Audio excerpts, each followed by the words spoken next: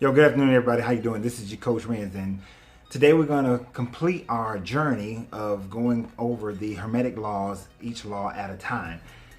So we've been through the law of mentalism, which is a four-parter, the law of gender. We went through the law of polarity, the law of correspondence. We went through the law of rhythm and the law of vibration. Now we are going to end this one, but trust me, there will be many videos where we combine laws and come to understand the Hermetic laws or come to understand certain subjects, and the Hermetics will be a part of it. But this way, as the Hermetics are part of most of the teachings on this Patreon, you guys will be able to see, you'll have that frame of reference, I should say. You have that frame of reference to go by. So this one is the law of causation, or commonly known as the law of cause and effect. Now let's go ahead with the Hermetic axiom, which is every cause has its effect. Every effect has its cause. Everything happens according to law. Chance is but a name for law not recognized. There are many planes of causation, but nothing escapes law. Well, first thing we want to do is tackle the idea of chance to establish the law of cause and effect. Many people will say that I am lucky. You are lucky. That was lucky. It happened by chance. It's a coincidence, or as some people say, a coinkydink. But it is by chance or by luck that something happened, that favoritism was shown, that favor was given, that a blessing or what we call a miracle happened. But what the Hermetics is saying is that if there was this thing of chance, that there's, well, let me come back. This thing of chance doesn't exist. Chance is merely a term indicating cause existing but not recognized or perceived. That phenomenon is continuous without break or exception. You see, I said in another video once before that there is no such thing as, oh, you were lucky and you won the lottery. It doesn't happen. The only way there can be luck and you won the lottery is if you did not play, but yet you still won. So in order for you to win, you have to play. Cause and effect. You have to be the causal factor to play. The numbers come out and then you win.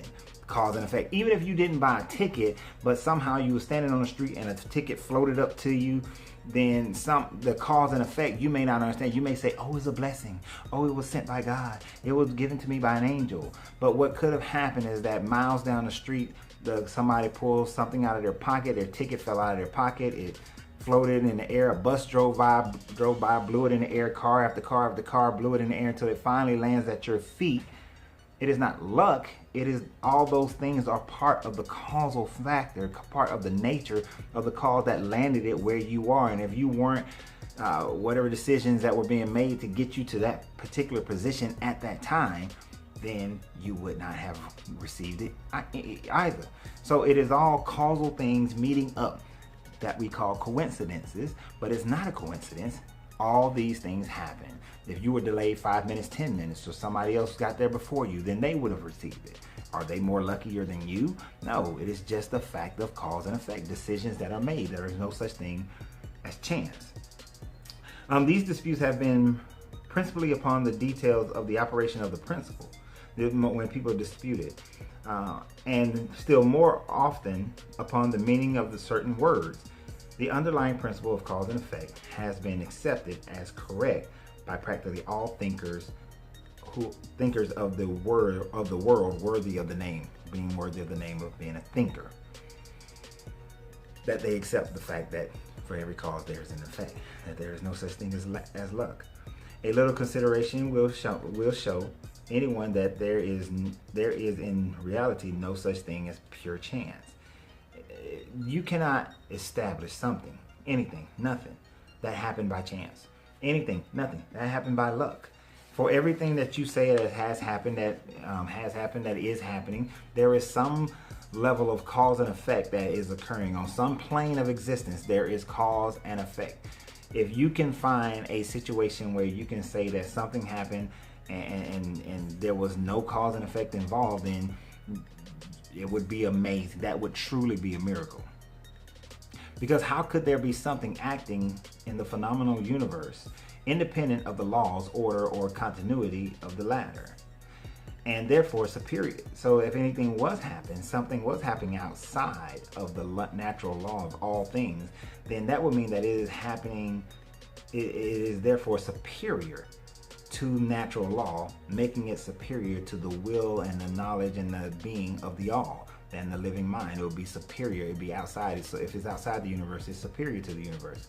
We can imagine nothing outside of the all being outside of law, and that only because the all is the law itself. That means that it would have to be above God, what you may call God, or the creator, or the universe. And we know that there cannot be anything inside, anything outside of that. Remember when we talked about the all in all, that nothing can be outside of the all. Nothing can add pressure to the all. No force can exist beyond the all or outside of the all, and otherwise it wouldn't be the all. Or let's look at it this way. There cannot be anything outside of the universe that is a force that affects the universe, or therefore the universe is not the infinite universe. Because something can't be infinite and have something outside of it, because that would mean that there is space outside of the infinite. That is impossible. So there cannot be a thing of chance, because chance would then violate the law of cause and effect, and that just will not do. It will not do. We cannot have that. So as we continue to examine it, we recognize that chance is just causes that we cannot perceive, causes that we cannot understand. The word chance is derived from the word meaning to fall, as the falling of dice. The idea being that the fall of the dice and many other happenings are merely a happening unrelated to any cause. But even that idea does not work, because personally, I like to play craps if and when I go to the casinos. And when I go to the casinos to play craps, I know that the position of the holding of the dice makes a difference. The muscular energy given to the toss of the dice makes a difference. The shape and grade of the table makes a difference. How it hits the back wall makes a difference. Even the air temperature and any kind of breeze movement makes a difference. So all these things are causal factors that will cause the die to fall on a certain number.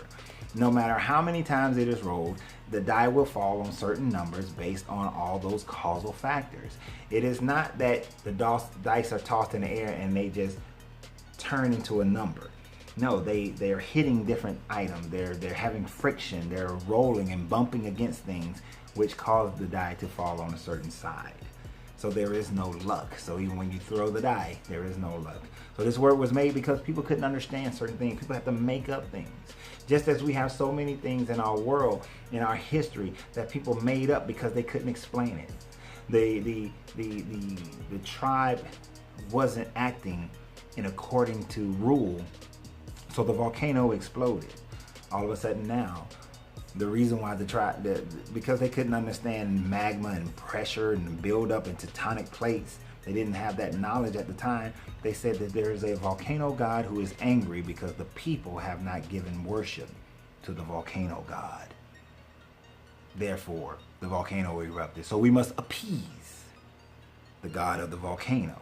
We must appease the god of the ocean, Poseidon.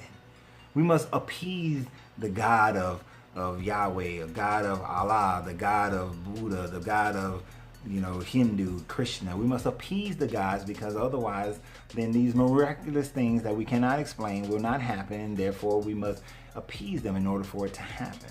Man makes up things in order for it to work. Man didn't understand the sun going down and coming back up, so the sun died and then it was resurrected. They didn't understand how the wobble of the earth fully, so the sun, there were times when man understood it, then they forgot. So they didn't understand the wobble of the earth, so the sun is dying, and then it resurrects and lives, and then it's superior. And then we go through our seasons of summer, winter, spring, and fall. So we have our seasons. They couldn't explain it, so they made up gods. They made up deities, demigods, in order to explain what they deemed was unexplainable. It is in the same way that we have chance, right? So, but chance, cause and effect, when it comes to things like that, it talks about if you toss a penny in the air, it may come down on heads or tails, but If you do it enough times, you're relatively going to be equal. This is the law of rhythm, that things will go to the heads, to the tails, heads, tails, but rhythm compensates. So if we do something enough times, we will see the law of rhythm in play as we go from one pole to the other pole. But there is always there is always a cause and a because to every event. There is always a cause and a because to every event. Meaning something is the causal factor and something happened because of the causal factor. So there is always a why. We'll get more into that a little bit later. There is always a why.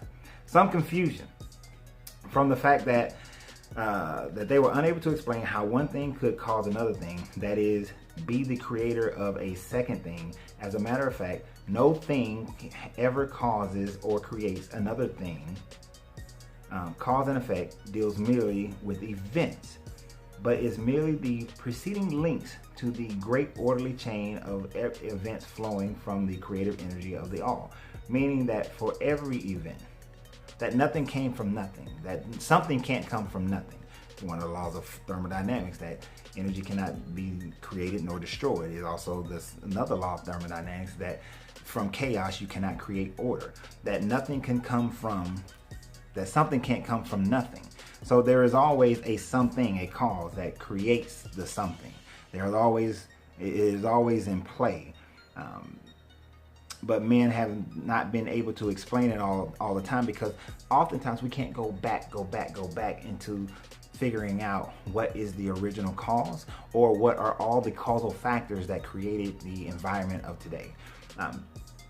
Just as we look at any country in the world, there is always an oppressed group within every country, and there is an elitist group in every country. There's the group that's empowered, and there are those that are in the middle. Every country may try to explain it from this point here as to why we are in today, but there are further points back that can explain why the life is how it is today. In many circles, we ask these questions: why are you the way you are? Many people will say it is because of their parents, but then if you really go back, it is the parents, the grandparents, the great-grandparents, and so on and so forth. And it is the condition of society throughout all those decades and generations that has put all this information, downloaded all this information that has made you. The book talks about such as a tiny speck of soot that goes in front of your eye. That tiny speck of soot goes back to prehistoric times. Goes back to a tree that was alive and well and grew, and before the tree it was a seed, and then before the seed it was something else. So it took all that time for that tiny speck of soot to go past your eye, and it will continue on its journey, maybe one day becoming the ink, the very ink that wrote this book.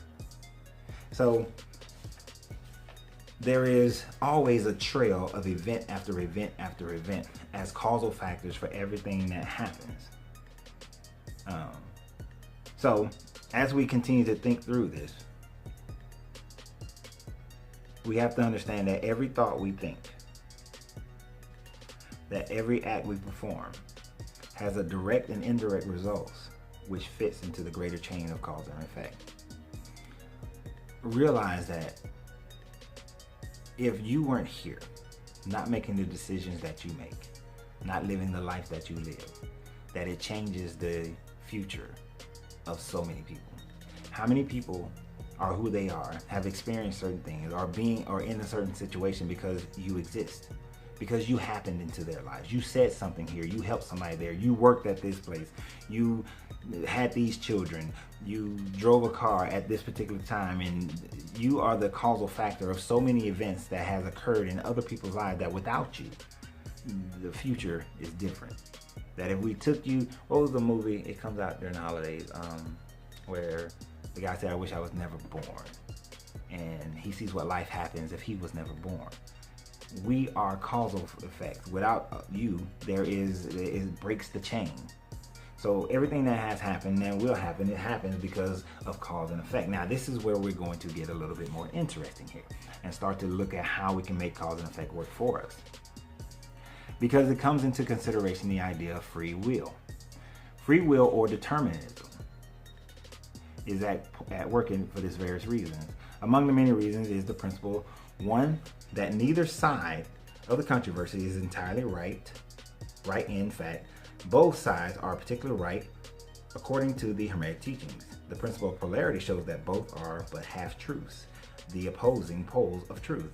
The teachings are that the man may be both free and yet bound by necessity depending upon the meaning of the terms and the height of the truth from which the matter is examined. The ancient writers express the matter thus: the further the creation is from the center, the more it is bound, the nearer to the center it reaches, the nearer frees itself is free it is. And let me explain this way. If you've seen the movie Matrix Reloaded, there is a scene where Neo, Morpheus, and Trinity are talking to the Merovingian.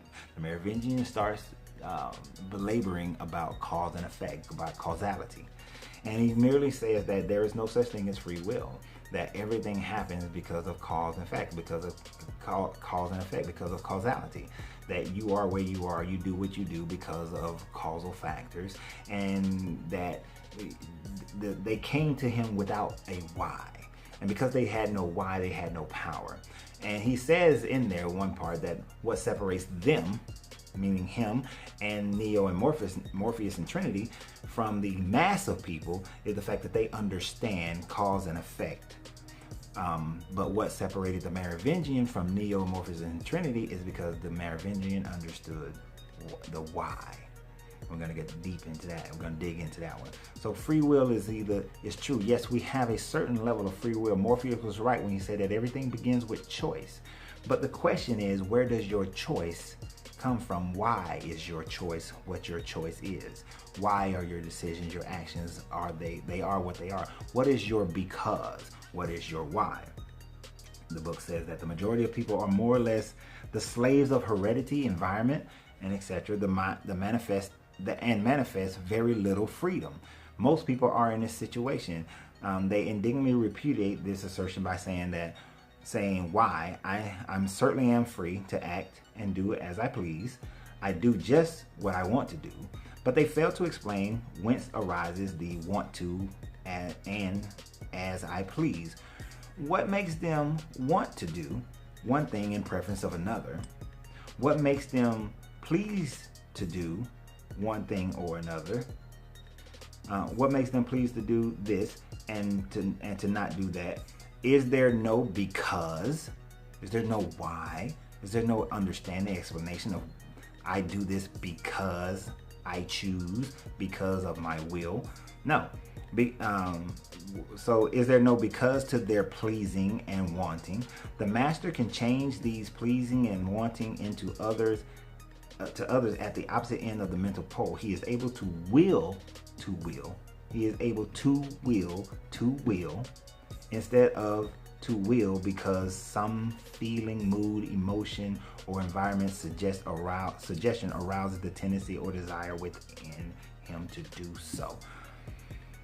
Basically, most people are believing what they believe, live how they live, decide to speak how they speak, and work how they work, not because they ever decided.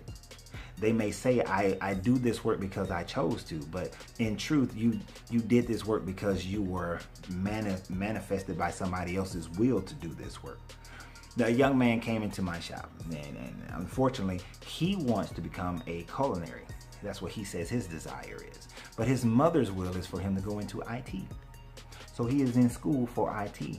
He is not his own causal factor. When he later on gets a job, he did not get the job in IT because of his own will, but because of the will of others. His why or want to, is not his own. But how many things in your life are that way? Your environment has shaped you. If you weren't born in America, what would your religion be? If you weren't born in America, what would your politics be?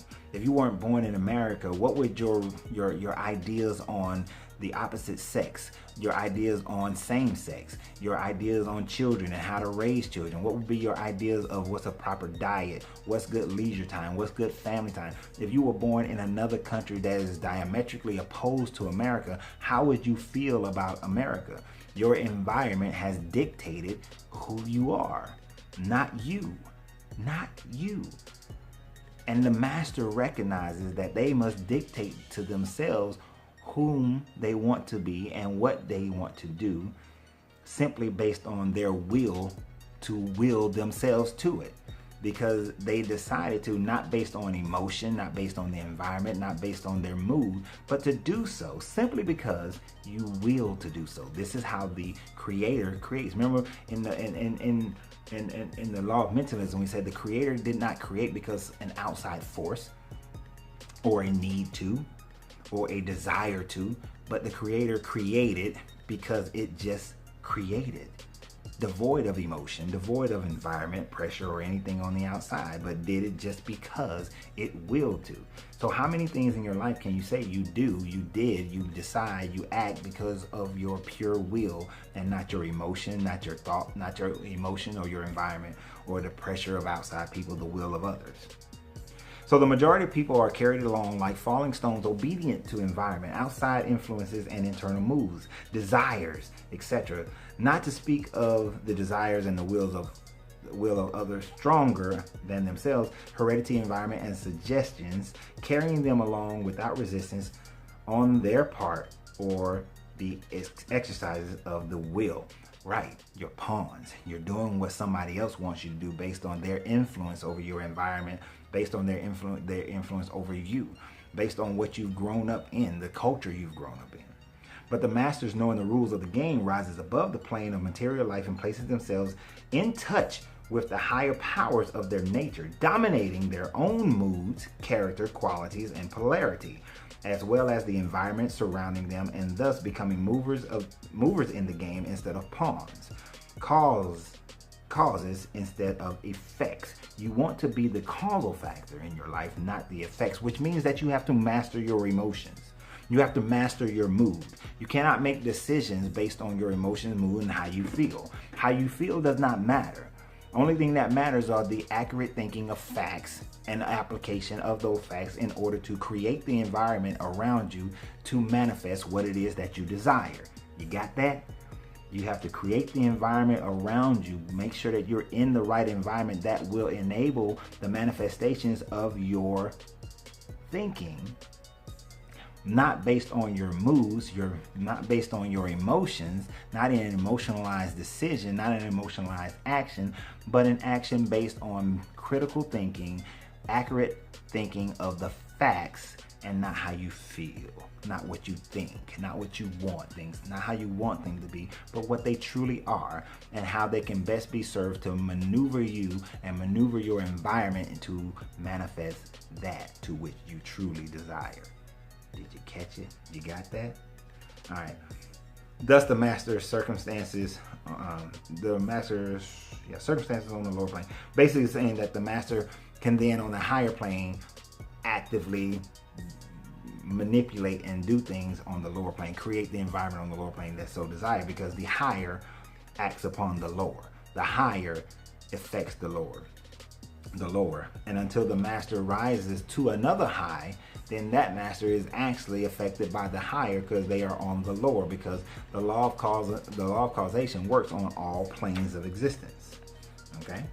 So the last part that I want you guys to understand is that the Hermetic teachings are that man may use law to overcome laws, and that the highers will always prevail against the lower until the last has reached the stage in which he seeks refuge in the law itself, and last at phenomenal laws to scorn. Are you able to grasp the inner meaning of this?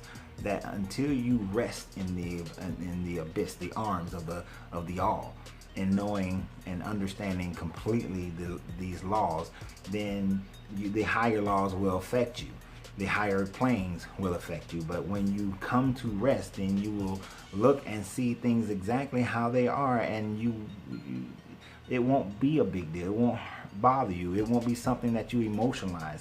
You actually open your crown chakra and release all your earthly attachments so that you can then, as they said in the Avatar show, come to the full avatar state, or come to your full level of consciousness. I often laugh when I hear people say that their crown chakra is fully open, but yet they are holding on and grasping onto the very thing, even this life itself. They grasp onto it. They hold on to it. They hold on to family relationships. They hold on to material things. They hold on to even ideas of nationhood and race and things like that. When you're holding on to those things, your crown chakra is nowhere near open, because you're still holding on to earthly attachments. All right? But you have to understand there is nothing outside of this law. Nothing happens outside of cause and effect. That the moment that you begin to control your emotions, control your mood, and make decisions, I implore you guys to get another book called Outwitting the Devil by Napoleon Hill, which goes deep into cause and effect. The book is truly about mentalism and cause and effect. When you can control your emotions and control your environment, when you can control your mood, when you can think accurately about a situation, recognizing what are the causal factors that created your current environment, and then be able to rise above it by changing the causal factors to change your environment, then you have truly outwitted the devil. You have truly mastered life itself in all its factions. Like I said in the other video about the rhythm, if you've seen that one, where I said something to the effect that if you want to change the swing of the rhythm, swing of the pole from poor finances to proper finance, to higher income, or to having more money, then you have to stop the swing to the left of brokenness and start committing to the activities. You see, if I know that I'm in a situation where I'm spending more than I'm bringing in, then I have to decrease what I spend in order to save money, to move me into the right financial environment I want to be in. My business, if you're in a business and you see that the slide of the business continues to the left, then maybe you have to stop, press pause, take a break, time out, look at everything literally for what it truly is, and make a informed decision with accurate thinking, devoid of the emotion of sorrow or grief or guilt or anger or frustration, and say, should I continue or shall I stop? What changes should I be making? What changes can I make in order to resuscitate this business? Or do I just need to step back and practice Wu Wei Wu, which is the art of non-doing? Do I step back, do nothing, evaluate, meditate, come to an accurate thought, and then vibrate properly when it's time to vibrate? Talked about that in the Law of Vibration, that there is a proper time for you to vibrate. So if you're vibrating and your activities are occurring and it's not proper time, then you're digging a deeper hole, swinging you further to the left on that plane of existence. So we have to stop, vibrate correctly, and then be able to swing us to the right by using accurate thinking to be our causal factors to go to the swing to the right along the pole of prosperity, of love, of health, of whatever it is that we're looking to, whatever it is that we desire to have in our lives. So whatever we have created in our mental creations based on how the all creates, that, my friends, is the Hermetics. That, my friends, is the true law of attraction. I hope these videos has helped you. If you're watching this and I'm allowing it for a short period of time to be out there free, then watch it, but join Patreon.